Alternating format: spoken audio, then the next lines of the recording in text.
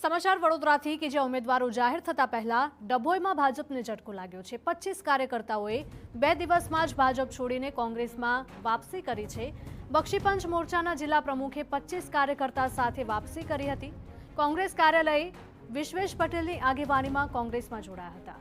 2 દિવસ પહેલા ભાજપમાં તમામ કાર્યકર્તા જોડાયા હતા અને હવે ફરીથી કોંગ્રેસમાં જોડાયા। રાજકારણમાં મોટો ઉલટફેર સામે આવ્યો છે। ઘર વાપસી બાદ કાર્યકર્તાઓએ ભાજપ પર પ્રહાર કર્યા। કાર્યકરોને ફોસલાવીને ભાજપમાં જોડ્યા હોવાનો આરોપ પણ લગાવ્યો હતો।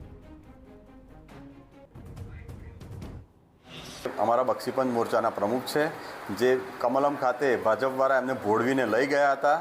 તેમને ઘણું દુઃખ થયું। આજે 2 દિવસ પછી એમને સાચું લાગ્યું કે આ મારી એક ભૂલ છે અને આજે અમારી સાથે ફરી કોંગ્રેસમાં જોડાયા છે અને અમને પૂરેપૂરો વિશ્વાસ છે કે આ જીવન એ અમારા કોંગ્રેસના જ હતા અને આ જીવન હજુ કોંગ્રેસ સાથે રહેશે અને પૂરેપૂરા દિલથી કોંગ્રેસની સેવા કરશે।